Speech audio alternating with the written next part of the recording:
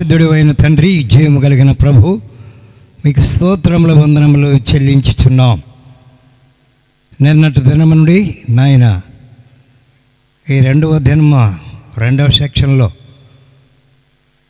మేము కూడి మీ సన్నిధిలో చక్కని గీతముల ద్వారా నిన్ను ఘనపరిచి ఉన్నాం. తిరిగి నీ వాక్యం కొరకు మేము ఎదురు చూస్తూ ఉన్నాం. ఉదయకాలంలో మీ దాసుల ద్వారా చక్కని సందేశాలు మీరు మాకు వివరించినందుకు మీకు స్తోత్రముల వందనాలు. ఇంకా అమూల్యమైన సంగతులు మీ దాసుని ద్వారా వినిపింప చేయాలని మీ సన్నిధిలో ప్రార్థన చేస్తూ ఈ సంఘాన్ని బహుగా దీవించి చేరివచ్చిన అనేక ప్రాంతముల నుంచి వచ్చిన దైవ సేవకులు, నాయన సోదరీ మనులు, సహోదరులు అందరూ కూడా నాయన ఆత్మీయ మేలులు పొంది మీ అందరి గొప్ప విశ్వాసముతో ఇక్కడి నుంచి నాయన వెళ్ళుటకు సహాయం చేయమని, ఈరోజు రేపు కూడా జరిగే సభలన్నింటిలో కూడా జయకరంగా జరిగించుదురని, ఇప్పుడు మీ దాసులు మీతో మీ యొక్క లేఖన భాగాలను వివరించుచుండగా మాట్లాడించి మహిమ పొందమని యేసు ప్రభు నామములో స్తోత్రం చెల్లించి ప్రార్థన చేయుచున్నాము తండ్రి, ఆమెన్.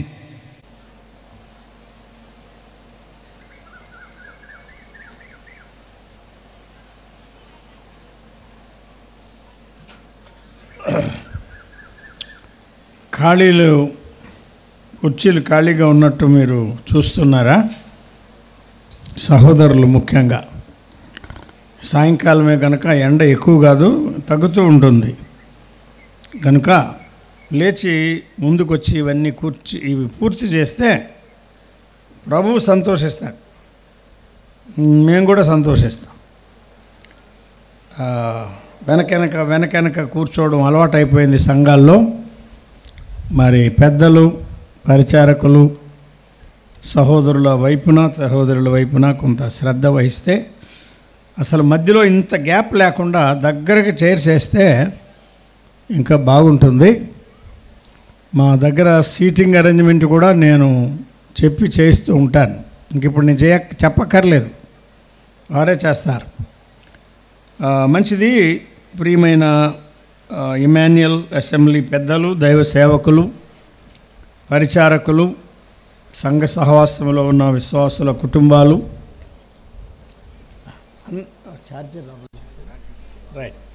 ప్రభు నామమున మీ అందరికీ సహోదరి నేను ప్రేమ వందనాలు తెలియజేస్తున్నాము. రేపు కూడా ఉండాలని మీరు కోరుకుంటున్నారు. నా ఆరోగ్య పరిస్థితి సరిలేనందువల్ల తప్పక వెళ్ళవలసి వస్తున్నది. నా కొరకే ఒక సహోదరుడు కడప నుండి వచ్చారు. ఆయన విజయవాడ వెళ్ళి మా వెహికల్ సంబంధంగా కొన్ని రిపేర్స్ చూసుకొని సాయంకాలం వస్తున్నందువల్ల తప్పనిసరిగా వెళ్ళవలసి వస్తుంది. నాకంటే మంచి వర్తమానికులు మీ దగ్గర ఉన్నారు. వారు చక్కగా వాక్యం ఎరిగిన వారు, అందించగలిగిన వారు. శాంసన్ గారు ప్రొఫెసర్ అని చెప్పాను కదా, ఆయన మరి ఏ సంగతి తీసుకున్నా వివరంగా చెప్పగలిగిన వారు. ఆయనకి టైమే మనం తక్కువగా ఇస్తున్నాం. రాత్రికి ఇద్దరు ఉంటారు కనుక వారు పంచుకుంటారు. పాల్ గాంధీ గారు కూడా ప్రభు చిత్తమైతే రేపు వస్తారని నిరీక్షిస్తున్నాము. ఎప్పుడైనా మనం ప్రసంగికుల కొరకు కాదు, ప్రభువు కొరకు ఎదురు చూడాలి. అది నేర్చుకోవాలి. ఎవరి వరం వారిదే, ఎవరి జీవితం వారిదే. ఒక్కొక్కరి ద్వారా కలిగే ప్రయోజనం వేరుగా ఉంటుంది. అయినా మనం వ్యక్తుల మీద దృష్టి పెట్టక, అది మనుషుల వాక్యం అని ఎంచక, అది ప్రభువు వాక్యం అని ఎంచి విన్నప్పుడే, లోబడినప్పుడే ధన్యతను మనం పొందగలం. దైవ సేవకులు శాంసన్ గారికి, మరి కుటుంబానికి, ఏర్పరచబడిన పెద్దలందరికీ, మరి అంతకుముందు ఉండే పెద్దలలో ఇద్దరు ప్రభు సన్నిధికి పిలువబడ్డారు. మా సంఘంలో కూడా చాలా కాలం పెద్దలుగా ఉన్న ఇద్దరు 2 సంవత్సరాల కిందట ప్రభు సన్నిధికి పిలువబడ్డారు. మా సంఘాల అంటే కడపలో ఉన్న సంఘాల క్షేమం కొరకు కూడా ప్రార్థన చేయండి. బెరాకాలు, బేతనీలు 7 పరిచారకులు ఉన్నారు. వారు కాక ఉపదేశకులు కూడా ఉన్నారు. ప్రభు పని జరుగుతున్నది. వాక్య క్రమాలు బోధిస్తున్నాము. చాలా వరకు వాటిని పాటించడానికి ప్రయత్నం చేస్తున్నాం. మీరు కూడా అలాగే ఉండాలని మా యొక్క ఉద్దేశం. మరి నా ప్రకటనల ద్వారా ఎవరినైనా బాధిస్తే ప్రభు నామున క్షమించాలని నేను మనవి చేస్తున్నాను. మిమ్మల్ని గాయపరచాలనేది ఎన్నడూ మా ఉద్దేశం కాదు, క్రమపరచాలని మాత్రమే. సంతరాబూరులో, అలాగే పర్చూరు దగ్గర నాగులపాడులో ప్రభు ఇచ్చిన సహాయం. ఈ 2 దినాల లోపల నిన్న చీరాల్లో కూడా ఒక వివాహం జరిగించడానికి, ఈ 2 దినాల్లో ఈ 4 వర్తమానాలు నేను, 2 వర్తమానాలు సహోదరి మీ మధ్య అందించడానికి ప్రభు కృప చూపినందుకై మీకు కృతజ్ఞతలు మరొకసారి తెలియజేస్తున్నాను. బ్రదర్ భాను గారు కుటుంబము, వారితో కలిసి కొందరు కుమార్తెలు, సహోదరులు మా పట్ల చాలా శ్రద్ధ వహించారు. చిన్న చిన్న విషయాల్లో కూడా చాలా ఆలోచించి మా ఆరోగ్య పరిస్థితులకు తగినట్టుగా పరిచర్య చేశారు. మీ అందరికీ వారికి కూడా హృదయపూర్వకమైన కృతజ్ఞతలు తెలియజేస్తున్నా. చివరి అధ్యాయాల్లో హోషేయ గ్రంథంలో నుండి మనము దేవుని వాక్యాన్ని చదువుకుందాం. 12వ అధ్యాయం మొదటి వచనం చివరి వచనం చదువుకుందాం. హోషేయ చాప్టర్ 12 verse 1. ఎఫ్రాయిము గాలిని మేయుచున్నాడు, తూర్పు గాలిని వెంటాడుచున్నాడు. మానక దినమెల్ల అబద్ధమాడుచు బలాత్కారము చేయుచున్నాడు. జనులు అశూరీయులతో సంధి చేసెదరు, ఐగుప్తునకు తైలము పంపించెదరు. 14వ వచనం. ఎఫ్రాయిము బహుఘోరమైన కోపం పుట్టించాను గనుక అతనిని ఏలినవాడు అతడు చేసిన నరహత్యకై అతని మీద నేరము మోపును. అతడు పరులకు అవమానము కలుగజేసినందుకై నేను అతని అవమానపరతును. 13వ అధ్యాయం మొదటి వచనం తర్వాత 12 నుండి కూడా చదువుదాం. 13వ అధ్యాయం మొదటి వచనం. ఎఫ్రాయిము మాటలాడినప్పుడు భయము కలిగాను. అతడు ఇశ్రాయేలు వారిలో తన్ను గొప్ప చేసుకొనాను. తరువాత బయలుదేవతను బట్టి అపరాధి అయి అతడు నాశనం ఉందెను. ఎఫ్రాయిము దోషము 12వ వచనం. ఎఫ్రాయిము దోషము నా యొద్ద ఉంచబడి ఉన్నది, అతని పాపము భద్రము చేయబడి ఉన్నది. ప్రసూతి వేదనలు కలిగినట్టుగా అతనికి వేదన పుట్టును. పిల్లబుట్టు సమయమున బయటికి రాని శిశువైనట్టుగా అతడు బుద్ధి లేనివాడై వృద్ధికి రాడు. అయినను పాతాళములో నుండి నేను వారిని విమోచింతును, మృత్యువు నుండి వారిని రక్షింతును. ఓ మరణమా, నీ విజయము ఎక్కడ? ఓ మరణమా, నీ ముళ్ళు ఎక్కడ? పశ్చాత్తాపము నాకు పుట్టదు. ఎఫ్రాయిము తన సహోదరులలో ఫలాభివృద్ధి నందును. చివరిగా 14వ అధ్యాయంలో కొన్ని వచనాలు చదువుదాం. ఇశ్రాయేలు, నీ పాపము చేత నీవు కూలితివి గనుక నీ దేవుడైన యెహోవా తట్టు తిరుగుము.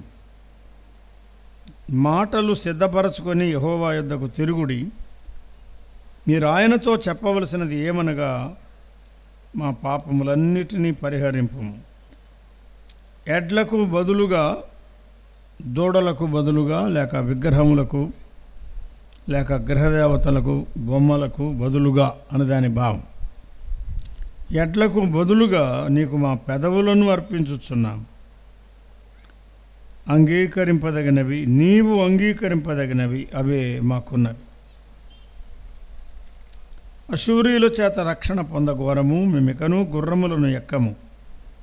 మీరే మాకు దేవుడని మేమిక మీదట మా చేతి పనితో చెప్పం. తండ్రి లేని వారి ఎడల వాత్సల్యము చూపువాడవు నీవే కదా. తండ్రి లేని వారి ఎడల వాత్సల్యము చూపువాడవు నీవే కదా. వారి విశ్వాసఘాతకులు కాకుండా నేను వారిని గుణపరచుదును. వారి మీద ఉన్న నా కోపము చల్లారాను. మనస్ఫూర్తిగా వారిని స్నేహితును. చదువుబడిన వచనాలు హోషేయ గ్రంథం చివరి అధ్యాయాలు 12, 13, 14 అధ్యాయాల్లో ఉన్న వాక్య సత్యాన్ని ప్రభువే మన కొరకు దీవించునుగాక. ప్రభునందున్న ప్రియమైన సహోదరి సహోదరులారా, హోషేయ గ్రంథంలో అధ్యాయాలు 14, అంశం ఒకటే. 14 అధ్యాయాలున్న హోషేయ ద్వారా బెయేరీ కుమారుడు హోషేయ ద్వారా ఆ కాలపు ప్రజలతో ప్రభువు మాట్లాడుతున్నాడు. ఎవరు వారు? యెరొబోము దినాల్లో ఉన్నవారు అని చెప్పాడు ఒక మాట. యోధా రాజులు 4: ఉజ్జియా, యోతాము, ఆహాజు, హిజ్కియా. అంటే ఉజ్జియా పరిపాలన మొదలు హిజ్కియా పరిపాలన వరకున్న కాలం. ఆ కాలంలో హోషేయ ద్వారా ప్రభు ఇచ్చిన వర్తమానం. హోషేయ చిన్నవాడే, చిన్న ప్రవక్త. కానీ చిన్న ప్రవక్తలను కూడా ప్రభు చక్కగా వాడుకున్నాడు. మన సంఘాల్లో మన సహవాసంలో కూడా సీనియర్సు పెద్దవారే కాక చిన్నవారిని కూడా మనం వాడుకోవడం నేర్చుకోవాలి. వారు చిన్నవారే, కానీ వారి ద్వారా ప్రభు మనకు వర్తమానం ఇవ్వాలని ఆశించినప్పుడు, సిద్ధపరచినప్పుడు వయస్సును బట్టి మనం వారిని తృణీకరింపకూడదు. నా అనుభవంలో 17 సంవత్సరాల వయసులో బహిరంగ సభలో వాక్య పరిచర్యకు ప్రభు నాకు అవకాశం ఇచ్చాడు. అప్పటికి నేను సేవకు పిలువబడలేదు. ఇంకా కాలేజీలో, ఏసీ కాలేజ్ గుంటూరులో విద్యార్థిగా ఉన్నాను. అలా 7 సంవత్సరాలు దాదాపుగా వాక్య పరిచర్యలో, విద్యలో ఉండగా ప్రభు తన పనికి నన్ను పిలిచాడు. 21లో నేను ఎంఏ ముగించడం జరిగింది. నాతో చదివిన వారందరూ చాలామంది ఖాళీగానే ఉండిపోయారు. కానీ నేను ఖాళీగా లేకుండా ప్రభు కృప చూపి వాక్య పరిచర్య అవకాశాలు ఎన్నో ఇచ్చాడు ఆయన. ఆ తర్వాత నేను వాక్యం అందిస్తున్నట్టుగా ఎవరో తెలుసుకొని హిందుస్థాన్ బైబిల్ ఇన్స్టిట్యూట్ మద్రాస్, ప్రభుదాస్ గారి సమకాలికులు డాక్టర్ పాల్ గుప్తా వైశ్యులలో నుండి విశ్వసించిన వారు. ప్రొద్దుటూరు, కడప దగ్గర ప్రొద్దుటూరు. ఆయన డిబి భట్ గారని, ఆయన రావురు, చీరాల, తిమ్మసముద్రం, గొనసపూడి ప్రాంతాల్లో వాక్యం అందించారు చాలా సంవత్సరాల కిందట. వారు వెళ్ళిపోయారు, ప్రభు దగ్గరికి కూడా వెళ్ళిపోయారు. భట్ గారు, ఆయన భార్యకు జీవితకాలం సంతానం లేదు, కానీ భక్తి గలవారు. మెగ్రెగర్ గారు, ఆయన భార్య, వారికి కూడా సంతానం లేదు, భక్తి గలవారు. ఉదయకాలం నేను ఒక కుమార్తెతో భారం కలిగి ఒక 5 నిమిషాలు మాట్లాడుతూ వచ్చాను. ప్రభు ప్రార్థన చేద్దాం, నిరీక్షణ కలిగి ఉందాం, మీ పట్ల ప్రభు చిత్తమేదో తెలుసుకుందాం.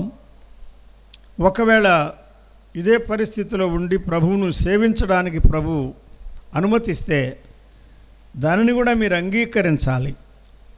ప్రభువు దర్శిస్తాడు. ప్రభు మనోభిలాషను నెరవేర్చేవాడు, కోరికను సిద్ధింపచేసేవాడు. భక్తి గల కొంతమందికి పిల్లలు లేరు అని జ్ఞాపకం చేశాను. ప్రభు ఆయన ఒక సాధనంగా వాడుకున్నాడు. ఆయన నాకేం చెప్పలేదు, కానీ చివరిగా ఇండియా విడిచిపెట్టి వెళ్ళిపోతూ మద్రాసుకి వెళ్ళి అక్కడ ఫ్లైట్ ఎక్కకముందు ఆ పాల్ గుప్తా గారికి చెప్పానంట, there is one whom you seeking for, that is శాంబాబ్ who is in Godavari, son of brother Luke అని చెప్పాడు. అంతే ఆయన చెప్పింది. ఆయన చెప్పిన మాట ఆ డైరెక్టర్ మనసులో పడింది. వెంటనే నాకు రిప్లై టెలిగ్రామ్ ఇచ్చారు. Before I leave for US, meet me tomorrow morning for interview. రేపు ఉదయం నేను అమెరికా వెళ్ళకముందు మా కాలేజీలో ఇంటర్వ్యూకి మీరు రావాలా అన్నాడు. అరగంటలోగా నేను బయలుదేరితే తప్ప తణుకు నుండి మెడ్రాస్కి వెళ్ళలేను, అటువంటి పరిస్థితి. అప్పటికి మా తండ్రి గారు లూకా గారు ఉన్నారు. వారు నేను కలిసి ప్రార్థించాం. వారు నాకు ఒక చిన్న సలహా చెప్పారు. నీవు బాంబే వెళ్ళాలి, మీటింగ్స్కి పిలిచారు నిజమే, కానీ ఒక ఉద్యోగం చేయాలంటే ప్రభువే దాన్ని నీకు ఇవ్వాలని మనం ప్రార్థన చేస్తూ వచ్చాం కదా. ప్రభువు ఈ రీతిగా నడిపించి ఉండవచ్చు గనుక better you go to Madras for interview then go to Bombay అని చెప్పారు. ఆ ప్రకారమే అటెండింగ్ ఇంటర్వ్యూ అని ఆయనకు జవాబిచ్చి వెంటనే బయలుదేరి వెళ్ళిపోయాను. ఒక అకాడమిక్ ఇయర్ అంటారు, అంటే 12 నెలలు కూడా కాదు, ఒక 10 నెలలు అక్కడ టీచింగ్ పరిచర్యలో ఉండి ఆహ్వానాలు వస్తూ ఉండగా వారు నాకు చెప్పకుండానే we cannot send brother Sam Bob because he has to teach here అని వారే మేనేజ్మెంట్ తరఫున ఆహ్వానించే వారికి జవాబిచ్చి సర్దుకునేవారు. ఇలా ఉండగా ఒక రోజున బాంబే నుండి మీటింగ్స్ కొరకు నాకు అప్పుడు టెలిగ్రామ్ ఉన్న దినాలు, లార్డ్స్ కాల్ బాంబే మీటింగ్స్ అలాంటి డేట్స్ పెట్టి రిప్లై అన్నారు. అది కూడా నాకు ఇబ్బందికరంగానే ఉన్నది. అంటే అక్కడ మద్రాసులో హిందుస్థాన్ బైబిల్ ఇన్స్టిట్యూట్లో ఇంగ్లీష్ చెప్తూ బైబిల్ సబ్జెక్ట్స్ చెప్తూ ఉండగా ఒకరోజు అది వచ్చింది. నాతో కలిసి సేవలో సహకరించే ఒక తమిళ్ బ్రదర్ నేను కలిసి మోకరించి ప్రార్థించాం ఏం చేయాలి అని.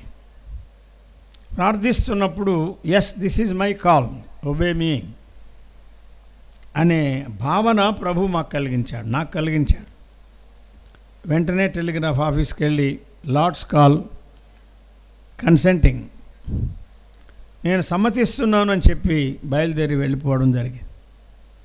మద్రాసులో వేపరి గాస్పుల్ హాల్ టీజీ శామ్యుల్ గారు పెద్దలుగా ఉండే సంఘానికే నేను క్రమంగా వెళుతూ వచ్చాను. అక్కడే నేను ఒక ఆదివారం నా యొక్క రెసిగ్నేషన్ విషయమై ప్రభు పనికి పిలుపు విషయమై చెప్పగా పెద్దలు ప్రార్థించారు. తర్వాత మా స్థానిక సంఘానికి తెలియచేయగా గోదావరిలో తణుకులో దగ్గర తేతల్లో సమ్మతించారు.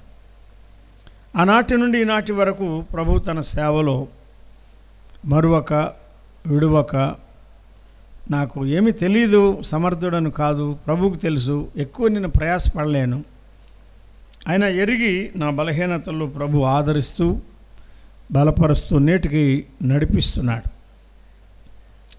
ప్రస్తుతం మరి వయసు పైన పడుతున్నది, దేహంలో బలహీనతలు ఉన్నాయి. ప్రభు అనుమతించినంత వరకు ఆయన సేవల్లో సాగాలని ఆలోచిస్తున్నాం. కానీ ప్రస్తుతానికి తప్పనిసరిగా కొన్ని దినాలు కొంత జాగ్రత్తగా ఉండవలసిన సమయం గనుక మీరు ప్రార్థించాలని మొట్టమొదటిగా నేను ప్రభువు నామమున మనవి చేస్తున్నాను. అసెంబ్లీ మెయిల్ మీకు కావాలంటే ఒక నంబర్ చెప్తాను, ఆ నంబర్ ప్రకారం ప్రేమ్చంద్కు మీరు తెలియజేయండి. జాన్ విల్సన్కి కాదు, ప్రకాష్కి కాదు, ఈ పనులు చేసేది ప్రేమ్చంద్, ఆయన కూడా సువార్థికుడే గనుక బాబుకు మీరు ఫోన్ చేసి మీ వివరాలు ఇస్తే పత్రిక పంపిస్తారు. పత్రిక పని కొరకు, సహోదరి కొరకు, మా పిల్లలు గ్రాండ్ చిల్డ్రన్ కొరకు ఇంకా ప్రార్థన చేయండి. అందరూ ప్రభుని నమ్ముకున్న వారే, అయితే నమ్మకంగా జీవించే కృపనివ్వాలని ప్రార్థన చేయాలని మనవి చేస్తున్నాను. ముగింపు చేద్దాం. పుస్తకం అంతా వచనం అధ్యాయాల వారీగా అంతా వివరంగా మనం ధ్యానించకపోయినా దాదాపుగా ఈ పుస్తకం బర్డ్స్ ఐ వ్యూ అంటారు.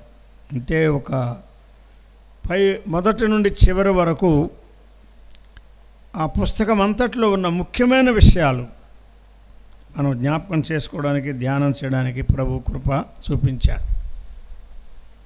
ఈ గ్రంథం అంతట్లో 37 లేక 38 సార్లు ఎఫ్రాయిం అని చెప్పే మాట, అది ఒక గోత్రానికే కాదు, 10 లేక ఒక పేరు వ్యక్తికే కాదు, 10 గోత్రాల వారిని ఉద్దేశించి వారు వెనుకంజ వేసినందున, చల్లారిపోయినందున బొమ్మలు పెట్టుకొని, దూడలు పెట్టుకొని, దేవతా స్తంభాలు పెట్టుకొని, గృహదేవతలు పెట్టుకొని యెహోవాను విసర్జించినందున అదే జారత్వం అని ప్రభు చెప్తున్నాడు. నా యొద్దకు తిరిగి వస్తే నేను ప్రేమతో మీతో మాట్లాడి మిమ్మను నా కొరకే నేను ఉంచుకుంటాను, అంగీకరిస్తాను, మిమ్మల్ని క్షమిస్తాను. భర్తను విడిచిన భార్య విచ్చలవిడిగా జీవిస్తే అంగీకరించడం ఏ భర్తకైనా కష్టమే. కానీ ప్రభు ఏం చెప్తున్నాడంటే, మీరు నాకు దూరమైపోయినా, నన్ను మర్చిపోయినా, నన్ను విసర్జించిన, లోకంలో ఇష్టమైన తిరుగుడు తిరిగినా కమ్ బ్యాక్ టు మీ, నా దగ్గర రండి, నేను క్షమిస్తానన్న. ఈ గ్రంథాన్ని ఇటీవల నేను చదవడం ద్వారా ప్రభు వ్యక్తిగతంగా నాతో మాట్లాడాడు. అందుకు నేను ప్రభువుకు కృతజ్ఞుడనై ఉన్నాను. ఆ ప్రభువు పట్ల మాత్రమే వైరాగ్యం, అభిమానం కలిగి, ప్రేమ కలిగి, నిజంగా ప్రభువును హత్తుకొని ప్రభు మార్గాల్లో నడుచుకోవాలని ప్రభువు నాతో మాట్లాడుతూ వచ్చాడు. సంతరావురులో కానీ చినగంజాంలో కానీ మీతో మాట్లాడితే మంచిదే. ఎఫ్రాయిము అని చెప్తున్నాడు. మన పేరు ఏదైనా మనం వెనుకంజ వేసేవారమైతే ఎఫ్రాయిము సందేశం మన కొరకే. నారా ఎఫ్రాయిము గాలిని మేస్తున్నాడు అని 12వ అధ్యాయంలో చెప్పాడు. ఎఫ్రాయిము మాట్లాడినప్పుడు భయము కలిగెను అని 13వ అధ్యాయంలో చెప్తున్నాడు. ఓ ఎఫ్రాయిము, నీ పాపము చేత నీవు కూలిపోయావు అని 14లో చెప్తున్నాడు. 12, 13, 14, 11లో ఉదయం మనం 7 మాటలు విన్నాం. ఓ ఎఫ్రాయిము, నేను ఎట్లు నుండి విడిచిపెట్టగలను? నీవు తప్పిపోయావు, తిరుగుబాటు చేస్తున్నావు, విసర్జిస్తున్నావు, ధర్మశాస్త్రం మర్చిపోయావు. నీకు ఇష్టానుసారంగా నా రూపాన్ని, మహిమాస్వరూపిన దేవుని రూపాన్ని, చతుష్పాద జంతువులు వాటి వీటి రూపానికి నీవు మార్చివేశావు. నంబర్ 1, నీవు నన్ను విసర్జించావు, నేను నిన్ను విసర్జిస్తాను. నంబర్ 2, నీవు నన్ను మర్చిపోయావు, నేను నీ కుమారులను మర్చిపోతా. నంబర్ 3, నీవు నా రూపాన్ని మార్చివేశావు గనుక నీ ఘనతను నీచ స్థితికి నేను మార్చు. మాటకు మాట, మాటకు మాట, మాటకు మాట చెప్పాడు హోషేయలో. ఎఫ్రాయిమును గురించి కొన్ని పోలికలు చెప్పాడు, అవన్నీ మీరు ధ్యానం చేయండి. ఈ ఎఫ్రాయిము చరిత్ర చూస్తే వారి మూలపితరుడు యాకోబు, ఇశ్రాయేలుగా మారిన యాకోబు. యాకోబులో నుండి ఇతడు పాఠం నేర్చుకోవాలి. ఏం పాఠం నేర్చుకోవాలి? చూడండి, 11వ అధ్యాయం చివరి వచనం చదువుదాం. చదవండి. 11 విన్నారా? అబద్ధాలు యాకోబులో ఉన్నవే కదా. ఎఫ్రాయిం వారు అబద్ధములతో నన్ను ఆవరించారు, ఇశ్రాయేలు వారు మోసక్రియలతో నన్ను ఆవరించారు అన్నాడు. యోధావారు దేవుని మీద నిరాటంకంగా తిరుగుబాటు చేస్తారు అన్నాడు. అవునా? అబద్ధం, మోసం, అబద్ధం, మోసం అనగానే యాకోబు యాకోబు యాకోబు యాకోబు గుర్తుకు వస్తాడు. క్షమించండి, ఇక్కడ యాకోబు ఎవరైనా ఉంటే నిన్ను గురిచే అనుకోవద్దు. యాకోబు అంతా యాకోబులమే. మనం ఈ సరుకు అంతా యాకోబు సరుకే. మోసగాళ్ళమే కదా. భర్తను మోసగించి, భార్యను మోసగించి, తల్లిదండ్రులను మోసగించి, పిల్లల్ని మోసగించి, సంఘ పెద్దల్ని మోసగించి, సేవకులను మోసగించి, ఉపదేశకులను మోసగించి, మన టీచర్స్, మన ప్రొఫెసర్స్, మన క్షేమం కోరేవారిని మోసగించిన వారం మనం. యాకోబులం. యాకోబు, నీవు దేవుని తట్టు తిరుగు, ప్రభు చెప్పాడు. ఆదికాండంలో మారిపోయాడు యాకోబు. గనుక 12:6 చదవండి. ఇప్పుడు ఏమంటాడు? 12:6 త్వరగానే మనం జ్ఞాపకం చేసుకుందాం. కాబట్టి అంటే నీ మూలపితరుడు తిరిగిపోయాడు, మోసగాడు తిరిగిపోయాడు, నువ్వు తిరిగిపోవాలా? అబద్ధికుడు మారిపోయాడు, నువ్వు మారిపోవాలంటున్నాడు. శనగంజాం వెళ్ళాం, మంచి భోజనం పెట్టారంటారా? చంతరావురు వెళ్ళాం, మంచి భోజనం పెట్టారంటారా? అది కాదు కావాల్సింది. ఒకప్పుడు మోసగాడాను, మోసగత్తాను, మారిపోయాను. అబద్ధికుడను మారిపోయాను. మనం తిరిగి వెళ్తుండగా ఈ సాక్ష్యం మనలో ఉండాలి. రాత్రికి మీటింగ్ ఉంది, ఉండండి. రేపు మీటింగ్ ఉంది, ఉండండి. కానీ మన అబద్ధాలు మారిపోవాలి. అబద్ధాల నుండి మార్పు రావాలి, మోసము నుండి మార్పు రావాలి. ఒకప్పుడు విగ్రహాలతో కలుసుకున్నాడు, ఇప్పుడు విగ్రహాలు లేవు. బొమ్మలతో కలుసుకున్నాడు, ఇప్పుడు బొమ్మలు లేవు. మార్పు రావాలి. ఎఫ్రాయిములో మార్పు ప్రభు కోరుకుంటున్నాడు. డైరెక్ట్గా నేరుగా మనం ఆలోచిస్తే నాలో నీలో మార్పు ప్రభు కోరుకుంటున్నాడు. అంతే కదా. గాలిని మేస్తున్న ఎఫ్రాయిము 12వ అధ్యాయం, మాట్లాడితే భయం కలిగించే ఎఫ్రాయిము 13వ అధ్యాయం, పాపం చేత కూలిపోయిన ఎఫ్రాయిం ఇప్పుడు ఎట్లున్నాడు? బ్రదర్ ఎందుకు బ్రదర్ అంటారు కొంతమంది. ఎందుకు అంటే అందుకే అంటాను నేను. అందుకే అంటే అర్థం ఏంటంటే అప్పుడు అలా ఉండేవాడు అని. ఆ సిస్టర్ చరిత్ర వద్దులే బ్రదర్ అంటారు. ఎందుకు? దానికి ఆమె పేరు జి రాజరావు గారు అనేవారు. ఆమె ఆంధ్రపత్రిక అని ఎవరు అనేవారంట. ఆమెకి ఏదైనా తెలిసిందంటే అందరికీ తెలిసిపోతుందని. పైసా తీసుకోకుండా ప్రచారం చేస్తుందని అర్థం. మరి ఇప్పుడు ఏమైంది? మారిపోయింది. ఉన్నదానికి సాక్ష్యం సహోదరుడా. ఒకప్పుడు నువ్వు తెలియక లోకంలో ఉన్నావు సహోదరి. మార్పు వచ్చిందా? లోకం కాదు, సంఘం, స్నేహితులు కాదు, వాక్యం, వీరి ఆలోచనలు కాదు, ప్రార్థన, దేవుని సన్నిధి, పరిశుద్ధుల సహవాసం, సేవ, సువార్త, ఇది ముఖ్యం. మార్పు కలిగిందా? మనం కండ్లారా చూస్తూ ఉండగా మన ఎదుట ఉన్న సహోదరుల్లో మార్పు కలిగింది కదా. మార్పు రావాలి. నాలో నీలో మార్పు రావాలి. ప్రసంగికులలో కూడా మార్పు రావాలి. సువార్థికులలో మార్పు రావాలి. ఉపదేశకులలో మార్పు రావాలి. కొన్నిసార్లు సువార్థికులు, ఉపదేశకులు ఏమనుకుంటున్నారంటే వీఆర్ సూపర్ బిలీవర్స్ అనుకుంటున్నారని. అంటే విశ్వాసుల్లో మేము చాలా హై లెవెల్లో ఉన్నాం అనుకుంటున్నారని. నాకు లాస్ట్ మెసేజ్ ఇవ్వకపోతే నేను ఒప్పుకోను అంటున్నారు కొంతమంది. పత్రికలు మొదటి పేరు ఏందయ్యా, ప్రసంగాల్లో చివరేంటయ్యా అన్నాడు ఒక ఆయన. పత్రికల్లో ఏదో పేరు క్రమంగా వేసుకుంటారు. ఎప్పుడైనా మనం సిద్ధంగా ఉండాలి. ముందిస్తే ముడుచుకుంటావా? ఇదేనా నీ అనుభవం? ఎవరి కొరకు చేస్తున్నావు సేవ? వెనకనే మాట్లాడాలా? వెనక మాట్లాడితే ఏమైనా గొప్పతనం వస్తుందా? ఉపదేశకుల్లో మార్పు రావాలి. కొంతమంది మీటింగ్ అవుతుంటుంది, సిద్ధపడరు. ఎందుకు సిద్ధపడరు అంటే అర్థమైపోతుంది. అవును నాన్న, నేను మాట్లాడాలన్నా, సారీ అన్నా, నేను రెడీ కాలేదన్నా, ఎవరితోటన్నా మాట్లాడించన్నా, తర్వాత నేను వస్తాను అని అనుకోవాలి. మనుషులు రారని కాదు, మనుషులు వచ్చినా రాకపోయినా మాట్లాడమంటే మాట్లాడు అంతే. First chance is always the best chance. మొదటిగా వర్తమానం తాజా మనసులతో వచ్చిన వారు దేవుని వాక్యాన్ని వింటే ఎంత క్షేమకరం. అనేక సంవత్సరాలు నేను మొదటి ప్రసంగమే చేసేవాడిని. నాకు ఇచ్చేవారు కూడా. ప్రభుదాస్ గారు ఉంటే నాకెందుకు ఇస్తారు? తర్వాత ఆనందం గారు ఉంటే నాకెందుకు ఇస్తారు? డేవిడ్సన్ గారు ఉంటే నాకెందుకు ఇస్తారు?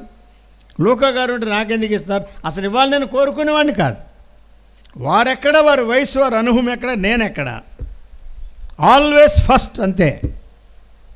ప్రభు దీవించాడు.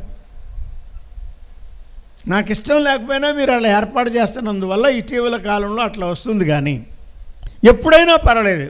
సరుకుంటే ఎప్పుడైతే ఏమండి, నీ దగ్గర సరుకుంటే ఎప్పుడైతే ఏమైంది? సరుకు లేకపోతే, సందేశం లేకపోతే ఎప్పుడు ఇచ్చినా దానివల్ల ఉపయోగం ఉండదు. కనుక మనం మన గొప్పతనం కోరుకోకూడదు. ఎఫ్రాయిము గొప్పతనం కోరుకుని నష్టపోయాడు. తన్ను గొప్ప చేసుకున్నాడని 13:1 చెప్పాడు. విన్నారా? దేనిని బట్టి కానీ మనం గొప్ప చేసుకోకూడదు. క్రీస్తు ప్రభుని హెచ్చించాలి. డాక్టర్ మిఠా గారు ఈ కూడికల్లో ఉండాలనే వారు ఇష్టపడ్డారు. గతంలో 1-2 సార్లు సంఘానికి పిలిచినప్పుడు రావాలని తలంచినా వీలు కాలేక రాలేదని చెప్పారు. ఈ కూడికల్లో వారి గ్రీటింగ్స్ అందించమని చెప్పారు. 40 సంవత్సరాల సేవ సంఘం ద్వారా జరిగిన సందర్భంలో నేను రాలేకపోతున్నాను, క్షమించండి, నా శుభాకాంక్షలు తెలియచేయండి, ఈ సభల కొరకు మేము ప్రార్థన చేస్తున్నాం అని వారు తెలియచేశారు. కనుక కొన్నిసార్లు వీలు కాదు. అనారోగ్యాన్ని బట్టి వీలు కాదు, కొన్నిసార్లు తెలియని ఆటంకాలు ఎదురు కావచ్చు. మెట్టుకు మనం అర్థం చేసుకోవాలి. ప్రభు చిత్తమైతే వారు 2-3 దినాల తర్వాత యూకే వెళ్ళబోతున్నారు, తర్వాత యుఎస్ వెళ్ళబోతున్నారు. కొద్ది రోజులే. ప్రేమ ఐకేర్ వారు నిర్వహించాలి కనుక త్వరలోనే వారు తిరిగి వస్తారు. సేవలో వాడబడే వారు ఎవరైనా, వారు డాక్టర్లు కానీ, ఇంజనీర్లు కానీ, ఆఫీసర్లు కానీ, కలెక్టర్లు కానీ, టీచర్లు కానీ, వారు ఎవరైనా వారి కొరకు మనం ప్రార్థన చేయాలి. ఎఫ్రాయిము గాలిని వేస్తున్నాడు, ఒక అధ్యాయంలో చెప్పాడు, కోపం పుట్టించాడు. ఎఫ్రాయిము మాట్లాడితేనే భయం కలుగుతున్నది. ఏం మాట్లాడతాడో, ఎవరి మీద పడతాడో, ఏం చేస్తాడో అని. ఎఫ్రాయిము పాపము చేత కూలిపోయాడు. కానీ ప్రభువు ఏమంటున్నాడంటే, ఇప్పుడు చదవండి 14వ అధ్యాయములో వారిని రమ్మని ఆయన పిలుస్తున్నాడు కదా. ఇశ్రాయేలు మొదటి వచనం చదవండి. నీ పాపము చేత నీవు కూలితివి కనుక నీ దేవుడని యెహోవా తట్టుకు తిరుగుము. అంతే అంతే వర్తమానం. Turn return, turn return. తిరుగుకో, మళ్ళుకో, తిరిగిరా, మళ్ళీ తిరిగిరా నా దగ్గరికే. నా దగ్గర నుంచి వెళ్ళిపోయావు, నా దగ్గరికి తిరిగిరా. ప్రభువు మాట్లాడుతున్నాడు. సహోదరి, దూరంగా వెళ్ళిపోయావా? సహోదరుడా, దూరంగా వెళ్ళిపోయావా? తిరిగిరా, నేను చేర్చుకుంటానని అన్నాడు. ఇర్మియాలో అదే వర్తమానం, తిరిగి రమ్మన్నాడు. హోషేలో అదే వర్తమానం, తిరిగి రమ్మన్నాడు. మలాకీలో అదే వర్తమానం, నా తట్టు తిరిగితే నేను మీ తట్టు తిరుగుతానన్నాడు. జకర్యాలో అదే వర్తమానం, యెషయాలో అదే వర్తమానం. బైబిల్ అంతట్లో దాదాపుగా నా యొద్ద నుండి వెళ్ళిపోయిన వారలారా, నా యొద్దకు తిరిగి రండి. బేత్లెహేములో ఉండవలసిన నయోమి వెళ్ళిపోయింది, మళ్ళీ ఎక్కడికి వచ్చింది? బేత్లెహేముకే తిరిగి వచ్చింది. ప్రభు ఎంతగా దీవించారు సంఘాన్ని, సహవాసాన్ని. బ్రదర్, సిస్టర్, విడిచిపెట్టద్దు. నీ బిజినెస్ విడిచిపెడతావేమో, అది నీ ఇష్టం. సంఘాన్ని విడిచిపెట్టద్దు, సహవాసాన్ని విడిచిపెట్టద్దు. ప్రభువు రక్తమిచ్చి సంపాదించిన సంఘము కన్నా విశేషమైనది లోకములో మరేది లేదు. నీ పేరు కొరకు నీవు గుంపులు కట్టద్దు. సంఘానికి రా, దీన మనస్సు అణిగిమణిగుండు, ప్రభు దీవిస్తాడు. సంఘాన్ని విడిచిపెట్టేవారు నష్టపోతారు. సంఘానికి రావాలి. సంఘం ముఖ్యం. మన కృపావరం కాదు, మన పాటలు కాదు, మన వాక్య వరము కాదు, మనం ఏదో చేయగలమని కాదు. నీకు మిగతా వారి కంటే వాక్యం ఎక్కువ తెలిసినా నీవు సంఘాన్ని విడిచిపెట్టకూడదు. అది ఆయన కోరుకున్న స్థలం. చాలామంది జీవితాలు చూడండి, తొందరపడి సంఘాన్ని విడిచిపెట్టి వెళ్ళిపోతారు. తర్వాత ఏమవుతారు? నష్టపోతారు. ప్రభువు చిత్తానికి వేరుగా మనం వర్ధిల్లలేం. అలాగే ప్రభువు చిత్తానుసారంగా మనము కాని పనులు చేయకుండా జాగ్రత్త పడాలి. ఎఫ్రాయిము అన్యజనులతో కలిసిపోయెను. 7వ అధ్యాయం 8వ వచనంలో చదువుకున్నాం, జ్ఞాపకం ఉందా? ఎఫ్రాయిము అన్యజనులతో కలిసిపోయెను. దేవుని పిల్లలు ఎవరితో కలవాలి? దేవునితో కలవాలి, దేవుని ప్రజలతో కలవాలి. దానికి బదులు అన్యజనులతో కలిస్తే ఎట్లా? సరికాదండి. ఇటీవల రావూరులో ఒకసారి చెప్పాను నేను, మా స్థానిక సంఘంలో నేను మీటింగ్స్ చేసి వెళ్ళేటప్పటికి మా పెద్దలలో ఒక సహోదరుడు నన్ను కలుసుకుంటూ ఉంటారు. వెళ్ళినప్పుడల్లా ఆయన ఇంటికి వెళ్ళి నేను సంవత్సరాలైంది. ఆయన వస్తూ ఉంటారు, అందువల్ల మళ్ళీ నేను వెళ్ళినా కర్ర లేకుండా జరిగిపోతాను. బ్రదర్, ఆరోగ్యం బాగుందా, సేవ బాగా జరిగిందా, ప్రయాణాలు ఎలా జరిగినాయి అని అడుగుతూ ఉంటారు. గతంలో వెళ్ళినప్పుడు ఒక 2 వారాల క్రిందట బ్రదర్ 2-3 విషయాలు చెప్పారు. అందులో ఒకటేమంటే, అంజద్ బాషా గారు ఆయన తరఫున ఉండేటువంటి కొంతమంది నాయకులు కడపలో ఉన్న ప్రతి మందిరానికి వస్తున్నాము, ప్రతి మందిరంలో మేము నిలిచి మాట్లాడుతున్నాము, మీ మందిరానికి కూడా రావాలని మేము కోరుకుంటున్నాము, మీకు అనుకూలమైన తేదీ చెప్తే, మీకు అనుకూలమైన సమయం చెప్తే మేము అనుకూలపరుచుకుంటాము అన్నారు. ఏం చేయమంటారన్నారు. మీరే చెప్పండి బ్రదర్, ఏం చేద్దాం అని నేను అన్నాను. అదే మరి అన్ని మందిరాలకు వారు ఆహ్వానిస్తున్నారు, వీరు వెళుతున్నారు, చెప్తున్నాం అంటున్నారు అన్నారు. మరి మీరేమంటారో చెప్పండి అంటే ఆయన ఏం చెప్పలేదు. తర్వాత నేను చెప్పాను, అయ్యా ఇన్ని సంవత్సరాల్లో ఎన్నడూ ఈ లోక సంబంధమైనటువంటి నాయకులకు మన వేదికలు మనం ఇవ్వడం లేదు. వారి కొరకు మనం ప్రార్థన చేస్తాం, ప్రజలందరి కొరకు ప్రార్థన చేస్తాం, ఎన్నికల కొరకు ప్రార్థన చేస్తాం, నాయకుల కొరకు ప్రార్థన చేస్తాం. నాయకులు, ఎమ్మెల్యేలు, ఎమ్మెల్సీలు, ఎంపీలు, మినిస్టర్లు, చీఫ్ మినిస్టర్లు, గవర్నర్లు, ప్రెసిడెంట్లు, లేక ప్రెసిడెంట్ ఒకదానికి, అంబాసిడర్స్, వీరందరి కొరకు రోజు మేము ప్రార్థన చేస్తున్నాం. చెప్పండి. వారు మాత్రం at any cost they cannot come here. వారు వస్తే కూర్చొని వాక్యం విని వెళ్ళిపోమడమే. మేము వారి కొరకు ప్రార్థన చేస్తాం తప్ప వారు ఇక్కడ నిలబడి చెప్పేది ఏమీ ఉండదు. ఖచ్చితంగా చెప్పమన్నా. ఇంకా కాస్త ఎక్కువ మాట్లాడితే అసలు వారే ఆ ఫ్యామిలీ అయ్యా, ఇంకా మీరు వచ్చేది ఏంటారండి అన్న. కాబట్టి మనము వివేకము కలిగి ఉండాలి. దేవుని సన్నిధి కంటే ముఖ్యమైనది ఏది లేదు. ఎవరితో హత్తుకొని ఉండాలో, ఎవరితో కలవకూడదు. మనం లోకములో ఉన్నాం, తోడేళ్ల మధ్యకు గొర్రెలను పంపినట్టుగా ఆయన పంపించాడు. పావురాలు ఉన్నట్టుగా వివేకంగా ఉండమని చెప్పాడు. అవునా? నిష్కపటంగా ఉండమని చెప్పాడు. పాములు, పావురాలు, పాములో ఉన్న డిజర్నింగ్, ఆ వివేకము కలిగి ఉండండి, వివేచన. అలాగే నిష్కాపట్యం, పావురములో ఉన్న పవిత్రత, జ్ఞాన వివేకాలతో సంఘాన్ని మనం కట్టుకోవాలి, కాపాడుకోవాలి.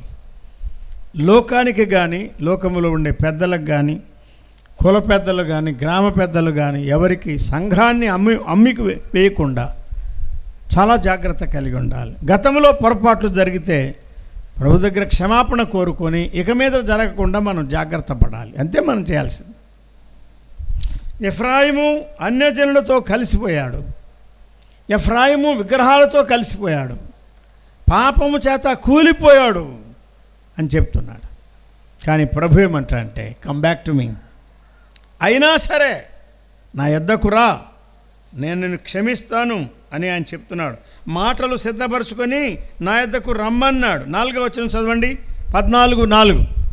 వారు విశ్వాసఘాతకులు కాకుండా, ముగింపు చేద్దాం. మారు విశ్వాస ఘాతకులు అన్నాడు. విశ్వాసులు, విశ్వాస వీరులు, అల్ప విశ్వాసులు, విశ్వాసఘాతకులు అన్ని విశ్వాసంతోనే ముడిపడి ఉన్నాయి. విశ్వాసులు అంటే విశ్వసించిన వారు, విశ్వాస వీరులు అంటే అందులో వీర విశ్వాసం కలిగిన వారు, అల్ప విశ్వాసులు అంటే అగ్నికి వెళ్ళేవారు కాదు, కొద్దిపాటి విశ్వాసం కలిగిన వారు. మరి విశ్వాస ఘాతకులు అంటే ఎవరు? విశ్వాస విషయంలో దెబ్బతిన్నవారు విశ్వాసఘాతకులు. వారు విశ్వాసఘాతకులు కాకుండా నేను చేస్తా, నేను వారిని గుణపరచుదును అని ఆయన మాట్లాడుతున్నాడు కదా. నేను వారిని గుణపరచుదును.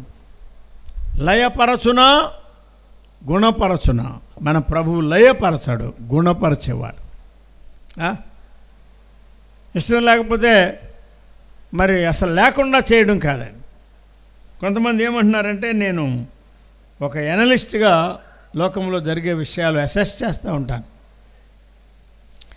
ఏమయ్యా, ఈ సుప్రీంకోర్టు ఉంది కదా, సుప్రీంకోర్టు ఉంది, హైకోర్టు ఉంది, జడ్జీలు ఉన్నారు, న్యాయశాస్త్రం చదివారు, పట్టభద్రులు అయ్యారు, న్యాయాధిపతులుగా ఉన్నారు, మరి సిబిఐ కూడా ఉంది కదా, ఇన్ని పెట్టుకుని ఎవరు చంపారో, ఎందుకు చంపారో, ఎవరు చంపించారో ఎందుకు తేలదాయా అన్నాను. ఊరగా అడిగాను నేను ఎవరినో తెలియకుండా అడిగిన. వాళ్ళు ఏమన్నారంటే, అయ్యా అసలు సంగతి ఏంటంటే ఉన్న సంగతి చెప్తే వాళ్ళని లేపేస్తారని ఎవరు చెప్పడం లేదు ఇక్కడ. ఉన్న సంగతి చెప్తే వాళ్ళని లేపుతారు, అసలు వాళ్ళే లేకుండా పోతారు. ఎవరు చెప్తారు, ఎవరు తెలుస్తారు, అందరికీ తెలిసిన సంగతే అంటున్నా. కాబట్టి అసలు తీర్పు దేవుని దగ్గర ఉన్నది. లోకంలో న్యాయస్థానాలు, న్యాయమూర్తులు ఎన్ని రకాల మాటలు మార్చినా, ఎన్ని రకాలుగా వారు తలకిందులు చేసినా వారు చేయగలరు. నందిని పందిగా చేయగలరు, నల్లిని బల్లిగా చేయగలరు. అవన్నీ మనం కరెక్ట్ అనుకోవడానికి లేదు. ఈ లోకము చెడిపోయింది, సత్యము సంత వీధిలో పడింది, న్యాయము అసలు దానికి చోటే లేదని చెప్పాడు. మన ప్రభువు రాబోతున్నాడు. శాంసన్ గారు చెప్పినట్టుగా మెల్కీసెదెకు నీతి రాజు, షాలేం రాజు, సమాధానపు రాజు. ఆయన వచ్చినప్పుడే నీతి రాజు, నీతి రాజ్యం, శాంతి రాజు, శాంతి సమాధానం, దానికి రాజుగా ఆయన వస్తాడు. అంతవరకు లోకంలో శాంతి రాదు, నీతి ఉండదు. Don't worry, don't bother. మన పని మనం చేద్దాం, మన ప్రయత్నం మనం చేద్దాం, మన ప్రార్థన మనం చేద్దాం. ప్రభు వస్తాడు. ఆయన వచ్చినప్పుడు సమస్తము గుణపరచేవాడు అన్నాడు. మన దోషమును బట్టి ఆయన మనం లయపరచడు. అమ్మాయ్యా, అర్థం చేసుకుందాం, ప్రభువుకు స్తోత్రం చెల్లిద్దాం. నా భక్తిహీనతను బట్టి ప్రభువును శిక్షిస్తే నేనుండేవాడిని కాదు, నీవంతే. ఆయన ప్రమాణాలకు తగినట్టు మనం లేము. మనలో కొరతలున్నాయి, వెలితి ఉన్నది, బలహీనతలున్నాయి, తప్పులున్నాయి, లోపాలున్నాయి, ఆవేశాలున్నాయి, ఉద్రేకాలున్నాయి, తొందరపాట్లున్నాయి. కానీ ఆయన బహుగా క్షమించేవాడు, ఆయన బహుగా ప్రేమించేవాడు, ఆయన బహుగా క్షమించేవాడు. ఆయన ఎన్నోసార్లు తన కోపాన్ని అణుచుకొని నిన్ను కాపాడుతున్నాడు. ప్రభువా నీకు స్తోత్రం. ఈ 24వ సంవత్సరం 4వ నెల 23, 24, 25, 26 ఈ 4 తేదీల్లో మీరిచ్చిన వాక్య సందేశాల ద్వారా ఇక మీదట నేను గుణపడి నిన్ను ప్రేమిస్తా, నిన్ను వెంబడిస్తా, నిన్ను హత్తుకుంటా, నీ వాక్యానికి అనుకూలంగా విధేయత చూపిస్తా, నీ మార్గాల్లో నడుచుకుంటా, నీ కొరకు సాక్షిగా జీవిస్తా. తీర్మానం చేస్తారా? ఒప్పుకుంటారా ప్రభు దగ్గర? నమ్మిన మనమే. ఎవరన్నా నమ్ముకుంటారా అని రోజు చెప్తూ ఉంటున్నారు. ఎవరన్నా నమ్ముకునేవారు ఉన్నారు. నమ్మని వారికి సువార్త అవసరమే. నమ్మిన మనకు కూడా తీర్మానాలు రావాలి. ఏ తీర్మానం? నా దారి నాదే కాదు. ప్రభువా నీ దారికి, నీ చిత్తానికి నేను విధేయత చూపిస్తా, వస్తా. చూడండి, 5 మనస్ఫూర్తిగా స్నేహిస్తాను అన్న తర్వాత ప్రభువు స్నేహములో ఉన్న ఆ విశేషమైన సౌభాగ్యం చెప్పాడు. 7, 8, 9 విషయాలు అక్కడ ఉన్నాయి. చూరిగా చదువుకొని ప్రార్థన చేద్దాం. చదవండి. 5వ వచనం. మంచునకు చెట్టు ఉన్నట్లు, చెట్టునకు మంచు ఉన్నట్లు. చెట్టునకు మంచు ఉన్నట్లు అంటే చెట్టుకు ఏం పడాలి? మంచు పడాలి కదా. చెట్టు ఎదగాలంటే మంచు పడాలి. ఆ పైరుకు మంచు కావాలి, చెట్టుకు మంచు కావాలి, ఈ వృక్షాలకు మంచు కావాలి, అన్నిటికీ మంచు కావాలి. వర్షము అది దాని ప్రయోజనం ఉన్నది. వర్షము 12 నెలలు పడదు, మంచు రోజు పడుతుంది. మంచు పడినప్పుడు మంచుకు వర్షానికి తేడా ఏమిటంటే, వర్షం పడితే దడ శబ్దాలు అవుతాయి. అందుకే ప్రసంగికులు కొంతమంది వర్షం పడినట్టుగా శబ్దాలు చేస్తారు. మరి కొంతమంది స్టడీగా, స్లోగా, అర్థమయ్యేటట్టుగా, అది జీవితంలో దిగేటట్టుగా, మంచు పడినట్లుగా వాక్యాన్ని అందిస్తారు. అది మనకు కావాలి. మంచు చల్లదనం, మంచులో మేలున్నది. చెట్టుకు మంచు ఉన్నట్లు నేను అతనికి ఉంటాను. ఎవరికి? తిరిగి వచ్చిన వానికి. అయ్యా ఈ ఒక్క ముక్క పట్టుకొని వెళ్ళండి, మళ్ళీ రాత్రికి రండి. తిరిగి వచ్చిన విశ్వాసి, వెనుకంజ వేసి తిరిగి వచ్చిన విశ్వాసి, గ్రహించిన విశ్వాసి, పునరుద్ధరించబడిన విశ్వాసి, పాపాన్ని ఒప్పుకొని పశ్చాత్తాపడి స్థిరపడిన విశ్వాసి, గుణపడిన విశ్వాసి ఎలా ఉంటాడు? చెట్టుకు మంచు ఉన్నట్టు నేను అతనికి ఉంటానన్నాడు. తర్వాత తామర, ఆ బురదలోంచి వస్తుంది కదండి తామర, చుట్టూ మొత్తం బురద, అందుకే పంకజ అంటారు. పంకజ అంటే పంక బురద, అందులో జా పుట్టిన అని. శైలజ కొండ మీద పుట్టిందని, పంకజ బురదలో పుట్టిందని. అట్లా పంకజ తామర ఎదుగుతూ ఉంటుంది. ఆ బురద దానికి అంటుకోదు ఎంత ప్రయత్నం చేసినా, అట్లా పెరగాలి.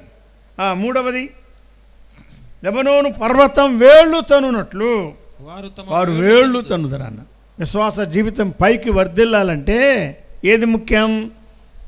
కొమ్మలు కాదు ముఖ్యం, వేరు కనబడదు, లోపలికి లోపలికి లోపలికి డీప్లీ రూటెడ్.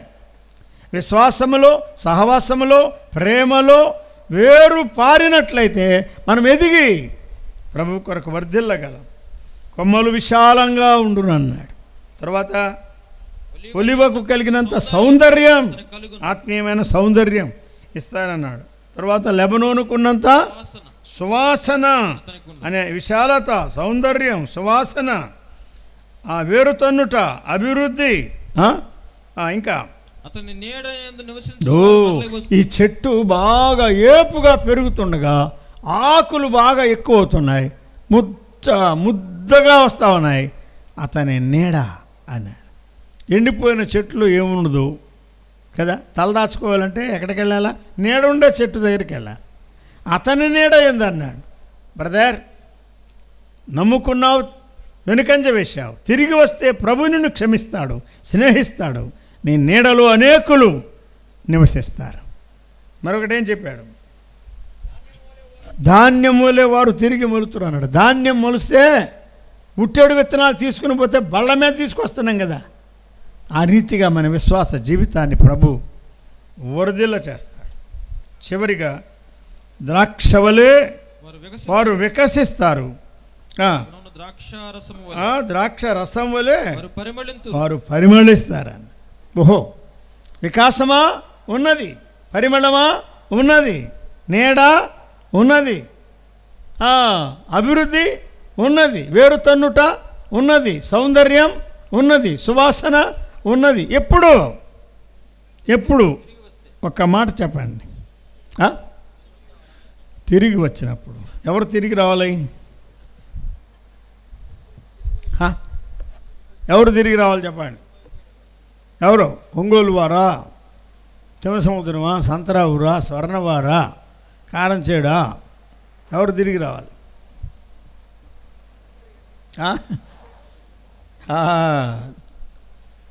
నేనే తిరిగి రావాలి, నీవే తిరిగి రావాలి, మనమే తిరిగి రావాలి. మన జీవితాలు ప్రభువుని నమ్ముకున్నా కూడా కొన్ని లోపాలు ఉన్నాయి, కొన్ని తొందరలు ఉన్నాయి, కొన్ని బలహీనతలు ఉన్నాయి, తొట్టుపాట్లు ఉన్నాయి, ఆవేశాలు ఉన్నాయి, ఉద్రేకాలు ఉన్నాయి. వాక్యానికి విధేయత చూపలేకపోతున్నాం మనం కొన్ని విషయాలు. ప్రభువా, నేనే ఓడిపోయాను, నేనే దూరమైపోయాను, నాలో చిగురు లేదు, నాలో పూత లేదు, నాలో వికాసం లేదు, నాలో పండ్లు లేవు, నాలో సౌందర్యం లేదు, నాలో వికాసం లేదు, విప్పారిన అనుభవం లేదు, నాలో పరిమళం లేదు. ప్రభువా, నీ వద్దకే వస్తున్నాను. తప్పిపోయిన చిన్న కుమారుడు తండ్రి వద్దకే వచ్చినట్టు నీ వద్దకు వస్తున్నాను. ఎరికో దారిలో దిగిపోయిన వాడు తిరిగి పైకి వచ్చినట్టు నీ వద్దకే వస్తున్నాను. బేత్లెహేం నుండి వెళ్ళిపోయి మోయాబులో నష్టపోయిన నయోమి తిరిగి వచ్చినట్టుగా నేను మీ వద్దకే వస్తున్నాను. వస్తారా ఎవరైనా ఈ సాయంకాలం? నమ్మిన మనమే ప్రభు దగ్గరికి వస్తే మన జీవితాల ద్వారా భర్తకు సంతోషం, భార్యకి సంతోషం, పిల్లలకి సంతోషం, ఇంటి వారికి సంతోషం, వీధిలో ఉన్నవారికి సంతోషం, గ్రామంలో పట్టణంలో ఉన్నవారికి సంతోషం, సంఘంలో ఉన్నవారికి సంతోషం, ముఖ్యంగా మన ప్రభువుకు మహిమ. ప్రార్థన చేద్దాం. ప్రేమగల తండ్రి, మహిమగల దేవ, చినగంజాంలో గబ్రియల్ గారు వారున్న కాలంలో యెహోవా యీరే సంఘాన్ని ప్రారంభించి అనేక మంది భక్తులను రప్పించారు, వాడుకున్నారు. ఆ సంఘాన్ని స్థిరపరచి వర్ధిల్ల చేయండి. అలాగే ఇమ్మాన్యుయల్ ప్రార్థనా మందిరం మోసే పంతులు గారు ఉన్న దినాల నుంచి మీ దాసురాల్ని వారితో సహకారులను వాడుకున్నారు. మీ దాసుడు శాంసన్ గారు ఆయన కుటుంబాన్ని బట్టి వందనాలు వాడుకుంటున్నారు. పెద్దలను బట్టి వందనాలు. కొందరు నిద్రించారు. వారి వారి కాలాల్లో వారు వెళ్ళిపోతుండగా సంఘంలో భక్తి గలవారిని లేపండి, ఆసక్తి గలవారిని లేపండి, దీన మనసు గలవారిని లేపండి, ప్రేమ గలవారిని లేపండి, ప్రయాసపడేవారిని లేపండి, నమ్మకస్తులను లేపండి, ఆత్మ సంబంధులను లేపండి. స్థానాలు కోరుకునేవారు, ఘనతను కోరుకునేవారు కాక మీ కొరకు నమ్మకంగా జీవించేవా, ప్రయాసపడేవా లేపండి, ఉపయోగించండి. ఈ 4 దినాల్లో సంతరావురులోను సభలలో, చెనగంజంలో సభలలో మీరు మాకు అందించిన వాక్య సందేశాలను బట్టి, మమ్మను దర్శించిన విధానమును బట్టి స్తోత్రం చెల్లిస్తున్నాం. రాత్రి కొరకు, రేపటి కొరకు సిద్ధపరచండి.